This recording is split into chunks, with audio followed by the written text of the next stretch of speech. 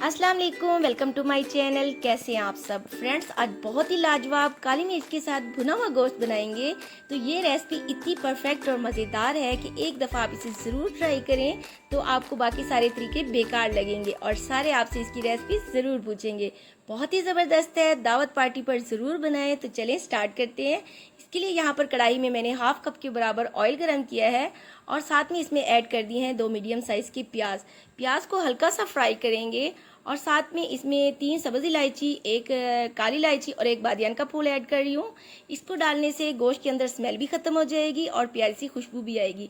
प्याज को हल्का सा फ्राई करेंगे, इसका हल्का सा कलर चेंज करना है, बस इसके अंदर जो कच्चापन है वो ख़त्म करना है। तो प्याज को इन मसालों के साथ फ्राई करने के बाद इसमें मैं यहाँ पर डाल रही हूँ गोश्त।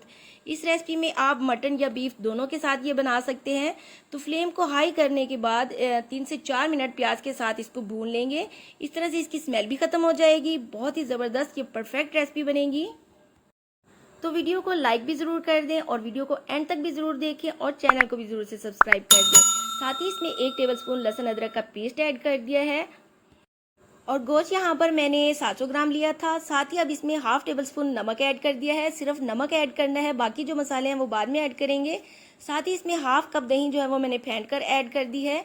दही को ऐड करके अच्छे से मिक्स पहले कर लेंगे और फिर इसे 2 से 3 मिनट तक कवर कर लेंगे ताकि जो है दही का पानी अच्छे से ड्राई हो जाए।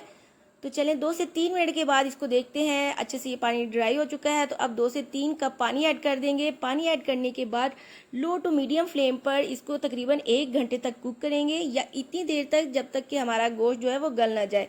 और अगर प्रेशर कुकर में बनाएं तो 20 से 25 मिनट में गोश्त तैयार हो जाएगा।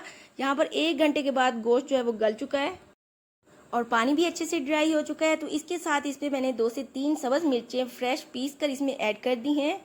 साथ ही इसमें 1 टेबलस्पून जो है साबित ज़ीरा, इसको भी मैंने फ्रेश दरदरा सा कूट कर ये भी ऐड कर दिया है और 1 टेबलस्पून साबित धनिया, इसको भी मैंने ताज़ा पीस कर ऐड कर दिया है। साथ ही इसमें हाफ टेबलस्पून गरम मसाला ऐड कर देंगे और इसको 2 मिनट तक अच्छे से भुनाई करेंगे। तो आज की रेसिपी हम काली मिर्च से भुना गोश्त बना रहे हैं। तो ज़ाहिर है इसके लिए काली मिर्च की ज़रूरत है। तो यहाँ पर मैंने 15 से 20 साबित काली मिर्च के दाने लेकर इसे फ्रेश मोटा मोटा कूट लिया है, ये ऐड कर देंगे। और काली मिर्च जो है वो आप अपने टेस्ट के मुताबिक कम या ज़्यादा ऐड कर सकते हैं। इसको अच्छे से मिक्स कर लेंगे और 2 से 3 मिनट जो है वो अच्छे से भुनाई कर लेंगे ताकि मसालों का कच्चापन जो है वो अच्छे से ख़त्म हो जाए और अच्छे से मसालों का फ्लेवर गोश्त में आ जाए। तो बस ये देखिए लाजवाब हमारा ज़बरदस्त भुना हुआ काली मिर्च का गोश्त तैयार हो चुका है। एंड में यहाँ पर इसमें थोड़ा सा सब्ज़ धनिया बारीक कटा हुआ ऐड करेंगे, थोड़ी सी अदरक, थोड़ी सी हरी मिर्च ऐड कर देंगे। तो इसे डिश आउट करते हैं और माशाल्लाह से हमारा काली मिर्च में भुना हुआ गोश्त बहुत ही आसानी से तैयार हुआ है। उम्मीद है आज की रेसिपी आपको पसंद आई होगी।